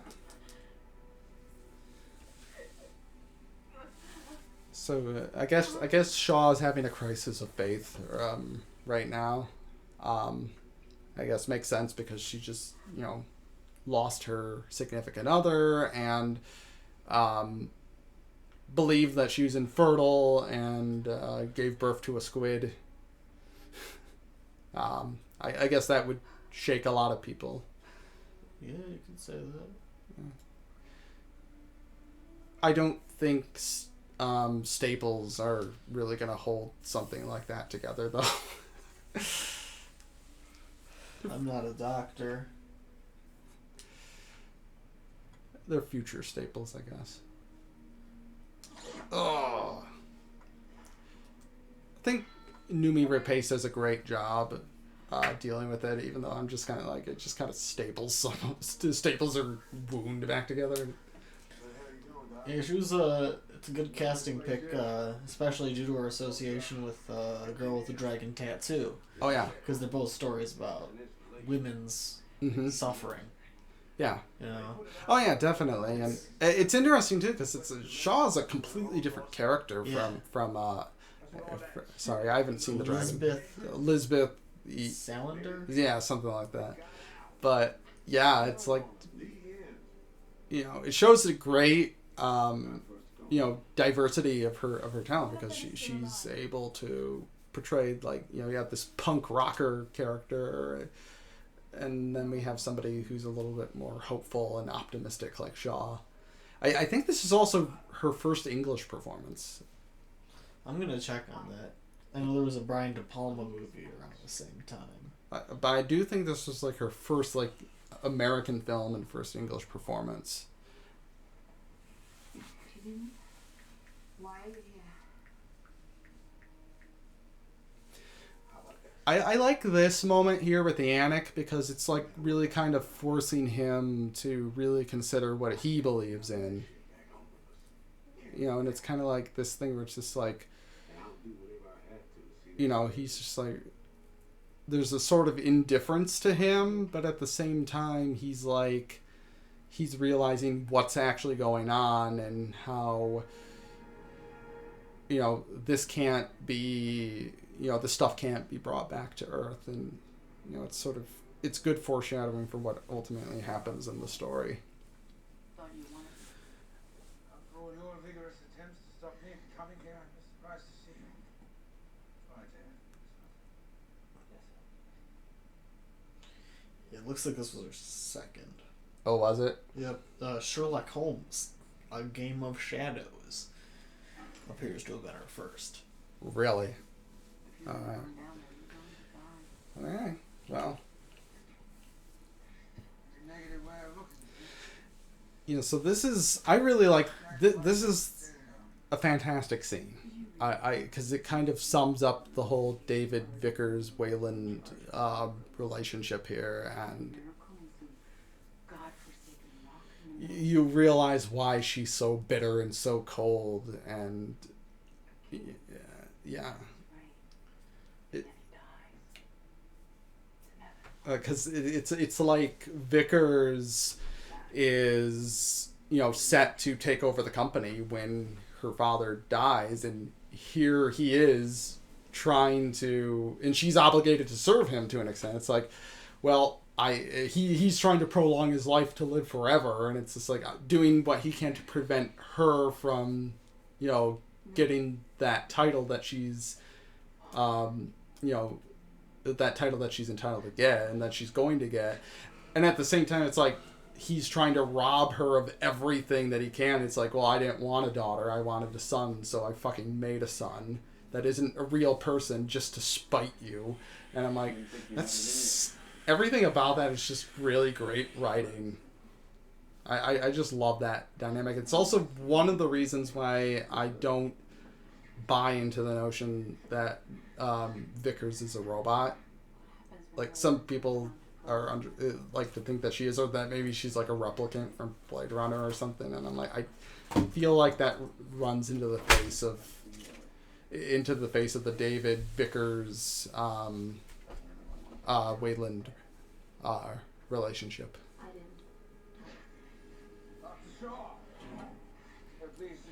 Maybe I'm reading into it a little bit too much. I don't know. Well, the relationship's very interesting. I think it's there's not too much there, but I think what is there I really like. It struck me. The air is perfectly breathable. You sure? Positive. Wait. We still don't know how we got infected. If it's in the air. It's not. How do you know that? Smells fine to me. Yeah, that's how it works. Please.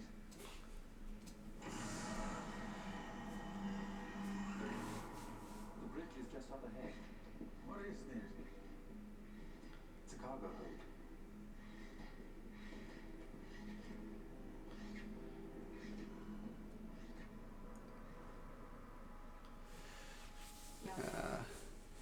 Are you seeing this? How many is there, Shaw? Thousands. Yeah. Yikes. Why is she still going out after she just had crazy surgery performed on herself? Because I think there's this still deep-seated desire within her to get answers, and that's actually what Wayland was just saying to her. It's like, or have you lost your faith, Shaw? And it's like, even though she's experienced this horrifying thing, it's like, I'm just thinking she needs to recover physically. oh no, She needs a oh no, a day or two. I'm totally with you on that. But the movie, it's got to move along, Sure. and we need to keep the main character in the action. No, and there's a lot of movies where you just sort of buy into that and it's fine. I feel like this movie kind of pushes us a little bit too much on some things, like suspend your disbelief. Yeah, we'll just plug some staples into her. Yeah, that'll But there. now she's up and walking again. Yeah, she's fixed, Yeah. even though she just experienced this horrifying bodily trauma. Yeah. But yeah, it's just like It's suspension. Yeah, sure, and you're willing to go along with it, but at the same time, it's like, okay, come on, you're Lindelof. You're kind of pushing a little bit too much. Isn't Lindelof known for doing that? I'm not. I honestly, I haven't seen Lost or anything. So.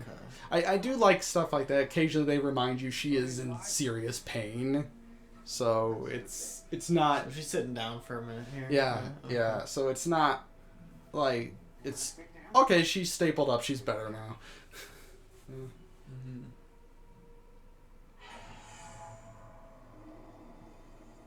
Oh shit! Oh shit! I forget who plays the engineer. He's been in a lot of stuff with Alien. Okay. I think he was in like Alien versus Predator, but I'm not mistaken. He like playing the alien or the Predator or something.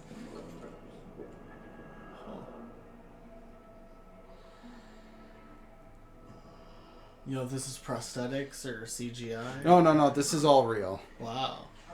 Yeah, everything right now is all real. Yeah, this is... Yeah, I like this scene a lot, too. Ask him what's in his cargo. It's like he wakes up after however long time and he sees You made it here. the things that he's supposed to destroy are here. Why? Wasn't it? I need to know why. What did we do wrong? Why do you hate us? I like the... It's haunting, the performance. He's like looking like he doesn't know what's going on.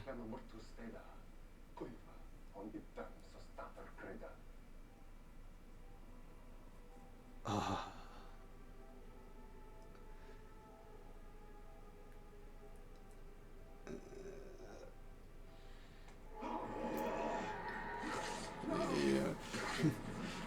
Told him this man slept with your wife. That is something that people complain about. There is an extended version of the scene where there's more of a dialogue between Wayland and the engineer, and it was cut basically because it wasn't realistic. Like, why would the engineer talk to them? Because if his last thing he remembers is he was going to destroy humanity. Yeah. No. I know. Had a good journey. Yeah, Wayland just says there is nothing, which I think that's another Lawrence of Arabia. Okay. There's nothing in the desert, and no man needs nothing. So Wayland kind of realizes there's nothing, at least for him, after death.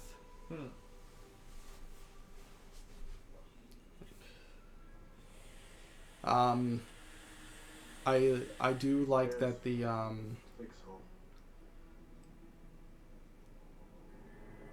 there is a bit of a mystery there. Like in the deleted scenes, we find out what David actually said to the engineer, and he says something about like he tells him that this man has come to you because he wants to live forever, and even though we don't really hear him say that or know what he said, we already know why he's there, and I think just kind of realizing that it's like the hubris of it. It's like, fuck you, you know. Oh wow. Yeah, and here's the space jockey moment. This sent chills down my spine. I'm like, it's a space jockey from the original Alien. Of course, it's not the original space jockey, but you know what I mean. Close enough. Yeah, it's just it gives you some kind of base to there's the ship, there's the chair, there's the helmet coming on. That is incredibly claustrophobic. Like, I would not want to be locked into a chair like that. What if you get to go through space? True. Space jockey. I don't know if that's part of the score or if that's a sound effect, but I friggin' love that sound effect. There he is. Yeah, and I like how it pays homage to the space jockey of the original and gives you an idea of what it is without really necessarily going into all the details. Like, you can kind of, if you want to, put together on your own what the original one was up to. I actually think Alien Covenant probably raised more questions about that, honestly.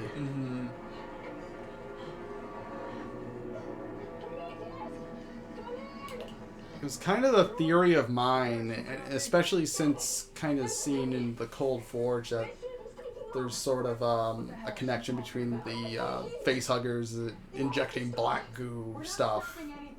I wonder if the alien or the space jockey of LV-426 was actually transporting facehuggers to LV-223, and that's actually where they were making the black goo, is out of the xenomorph. chicken and egg kind of thing. Captain, let's go. Yannick, please believe me. But maybe there's a reason why I'm not writing for the Alien series. Maybe someday. But yeah, this is great stuff. I love the music and the desperation of Shaw and Yannick having to make, like, Yannick already kind of said he would do anything to stop that stuff from getting to Earth, and What the hell are you doing? Yannick, this is my ship. I'm telling you to take us home. Because I'm going to inject your life support module into that surface. That's 2 years of life. You want it or you want to stay with me? You got 40 seconds to get to the escape pod. You're crazy. Gentlemen, I can handle this myself. Feel free to join Miss Fix. All due respect, Captain, you're a ship pilot and you're gonna need all the help you can get. well, they're all Alright, that's good. they're all a bunch of good old boys. America. Are they Americans? Well, They have American accents. I think in the Alien universe, Wayland, well, it's not Wayland Yutani yet, but I think it actually might not be at this point, but it's like there's in space, it's the United America, so it's actually North and South America, UK, and Japan, and a couple of other, like, smaller nations are all, like, one nation in space. Okay. So, and yeah, at this point in time, it's not Wayland Yutani, it's just Wayland Corporation. But after Wayland's death, I think the stocks or something went bad, and he had to merge with Yutani. They have market details on the Alien universe? Yeah, they actually do. What is this, Star Wars? I guess so, in some ways. There's like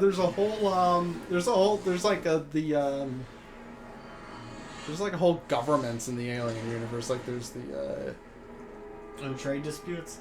yeah, and wars. There's like the United Progressive Peoples or whatever. The, like, socialists or something.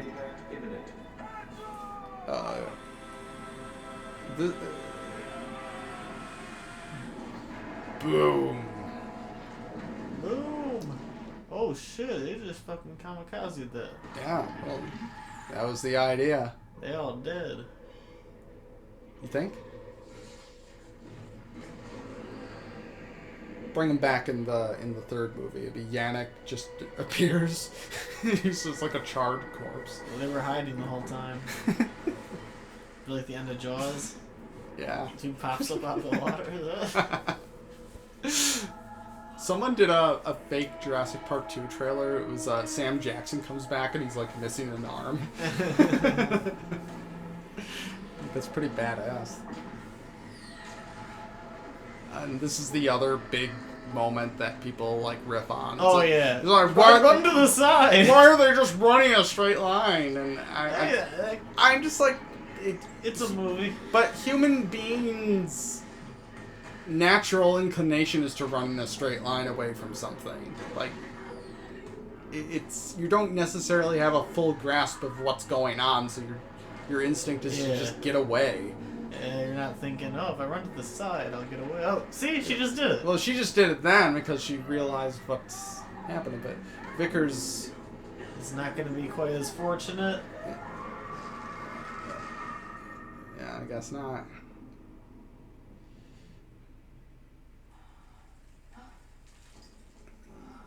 So, yeah, this was the first shot in the teaser trailer, and I saw this, and I'm like, oh shit, it's the ship.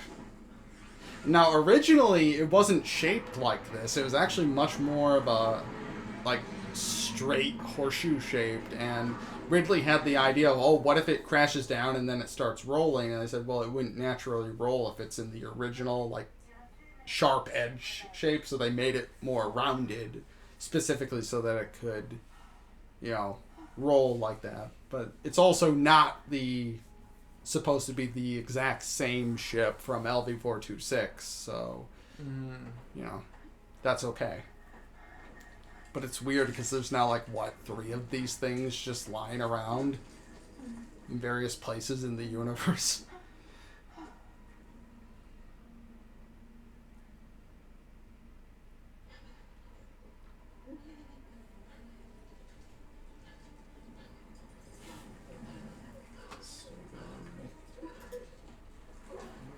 still recording, awesome.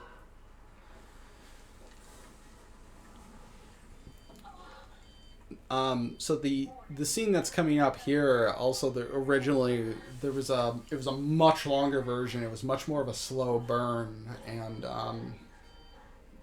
it's really well done. I forget the reason why they changed it to what it ended up being, but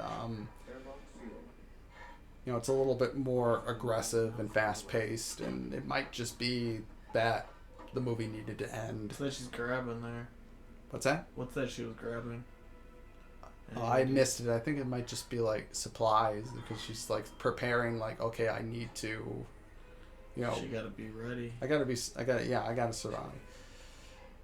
I think it's interesting because Shaw could have easily just ended up being a Ripley clone, and I think between the writers and the directors and Noomi Rapace, they were able to really make somebody really distinct who's a survivor like Ripley is, but in a much different way for much different reasons, and it makes it all the more disappointing to know that they chose not to continue that story.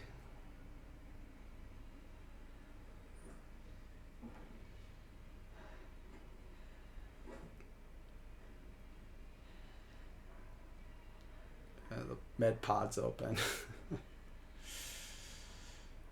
Uh-oh. Surprise! They were having some trouble making that prop work, and I remember something about Ridley getting really aggravated on set about it. Getting the tentacle to move in just the right way. Yeah, man. You need to get out immediately. He's coming for you. Yeah, originally this was much more of a slow burn, but they made it into something more aggressive. I like that Dutch angle. Yeah. Oh yeah, it's great. I think the cinematography in this movie is amazing. Whoa! Oh yeah. Holy shit! Yeah. That was very real.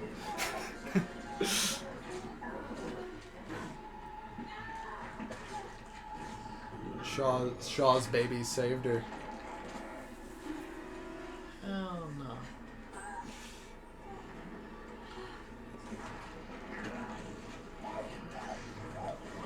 Getting attacked by Cthulhu. Uh-oh. Yeah.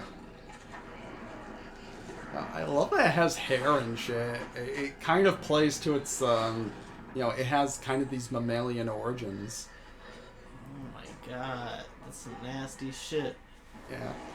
Kind of like what I was saying earlier, though. I thought it was interesting. The hammerpede doesn't appear to have any kind of endoparasitic tendencies, but this creature does. And I think there's something to kind of be said there about, like, the sexual nature of the alien, and maybe that's part of the reason of why it is it's kind of a sexual creature because we're sexual creatures. Might have been just kind of my thoughts on it. Could be. Sounds good. Just a theory of mine.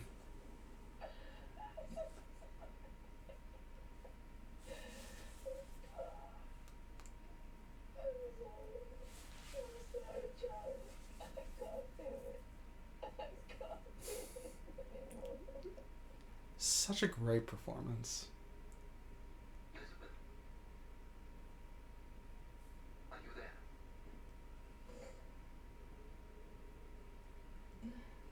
Oh, sure. Can you hear me?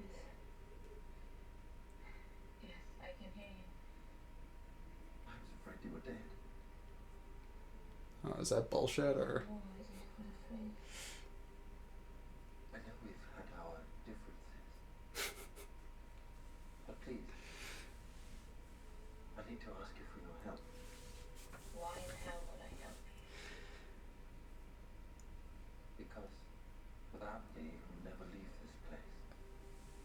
Neither one of us. Yeah, David's really good at like leveraging, but he's really good at doing it in a way that kind of covers up his real intentions. And I think it's an interesting place to kind of leave the movie off where it does, because David no longer has a master, so we really don't have a full extent at this point what he's truly capable of. Mm-hmm. So who knows what he's actually thinking right now, other than He's just trying to survive. well, he's like, yeah, I can't do anything without a body, so I need to manipulate Shaw somehow. Which, you know, we get a sense that maybe that's what's going on, but we don't really fully get it. So it's like, it's an interesting relationship that gets set up here, I think. Mm-hmm. And we don't really get to see too much of it, which is a shame. Yeah, a movie in between this and Covenant would have been really great. Yeah, I mean, we could talk more about it when we do the Covenant commentary, but, you know, there was originally a little bit more at the beginning with Shaw and David, and some of that ended up being in sort of the pre-release mini-movies, but it's, you know, it's not the same. Mm-hmm. Once we get to one of their other ships, fighting past Earth should be relatively straightforward. I don't want to go back to where they came from. I want to go where they came from. And you see, this is great, because it's like, this is the thing that makes her a great character. It's just like, after all that she's been through, it's just like, I need to understand why I went through this. Why did I experience this suffering and loss? I want to know why. And I think that's the big thing that makes Shaw a fantastic character. And again, I don't keep bringing it up. I think it's disappointing that it never gets paid off. Really. I can complain about that in the Covenant commentary. Does it matter why they change their minds? Yes. Yes, it does.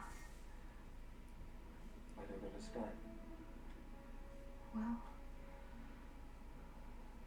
I guess that's because I'm a human being. And you're a robot. So, originally she said, because I'm a human being and you're a fucking robot.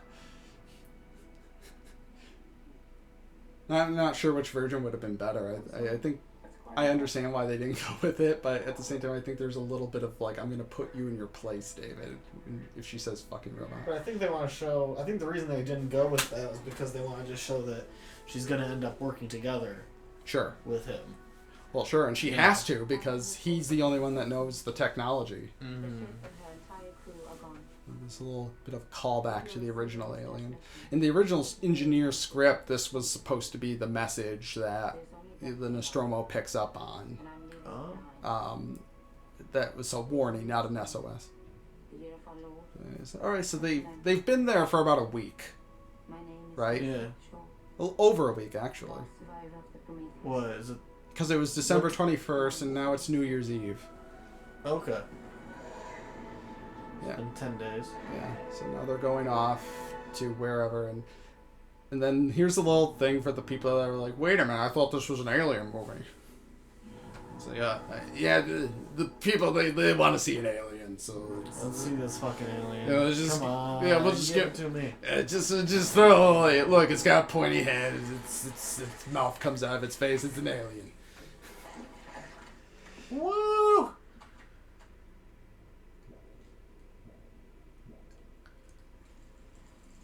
Get it. Yeah.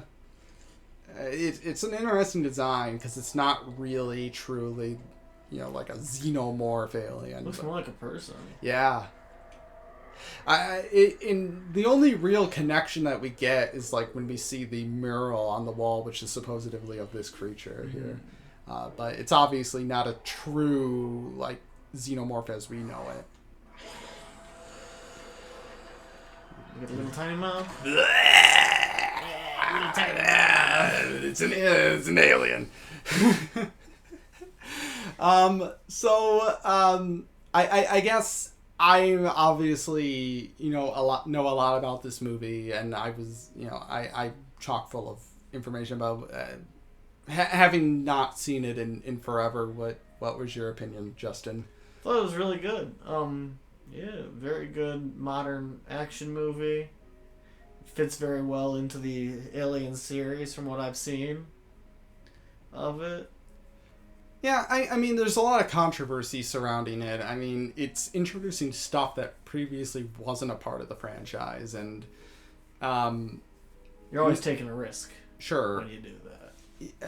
it's still, there's a lot of questions between Prometheus and Alien Covenant. There's still a lot of questions about how these films actually fit into the broader franchise, and with Covenant not doing well at the box office and yet kind of still setting itself up for a sequel, it's not entirely clear what direction they're going. At this point in time, we know they're doing the Alien television show, and it's not entirely clear if there's anything else,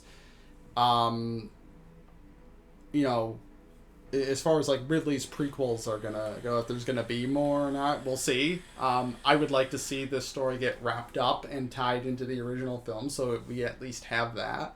But there is no question that the prequel films are a bit controversial with fans. I accept them. I'm an Alien fan. I think the introductions to the mythology are interesting, particularly with the engineers and kind of introducing a new aspect of the Alien universe that previously just kind of was forgotten for a while. I know they wanted to go back in Alien 3 and explore that, and it was just, at that time, they were like, it's not in the budget.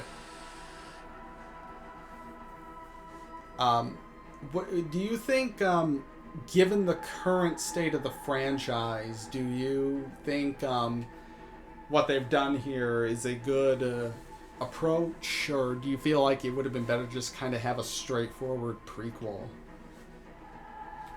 I think that from an artistic standpoint, I'm very glad that Ridley Scott got to tell the story he wanted to tell. Mm-hmm. But I understand that might have cost him making a couple more Alien movies.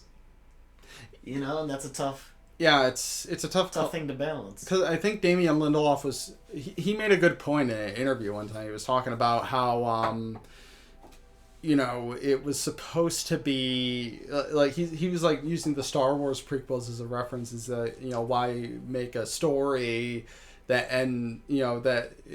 if you have an Empire Strikes Back, Luke, I am your father. Why have a story that kind of spoils that big moment? So his thinking was, let's do a film set in the Alien universe. It's a prequel to the original films, but it tells a completely different, almost side story. And the way that it was originally supposed to go, it was actually supposed to go even further away from the original Alien. Like, they would go to the engineer planet and, explore more of the creation themes. And then, Covenant came along and was sort of... kind of course correction in a way, for better or worse. But I get where Lindelof was coming from. It's like, yeah, why spoil the original movie for people? But yeah, I think it's exciting no matter how you look at it. Getting somebody like Ridley Scott doing a science fiction movie again, and getting to kind of explore ideas he wants to explore. And I've talked a lot about the movie, good things. I've talked about things that, I'm less, favorable towards it ultimately. I do like Prometheus. I think it's, something kind of a flawed masterpiece in some ways. It's a bizarre film in a number of ways. And you can see the fractures, but I think also through those fractures, there's some, beautiful light shines through in a way. So it's that kind of back and forth. Like, there's a lot of people out there in the fandom that look at the prequels and like, it's just too weird for them, and they just want something more familiar, and I understand that, but I'm also kind of like, I think there's something beautiful about just seeing this bizarre mythology being crafted by one of the greatest filmmakers of our time. Got any final thoughts, Justin? Or Glad I watched it. yeah, it's a good film. Yeah. All right. Well, this has been the Prometheus commentary for Studio Yutani. Thank you for listening.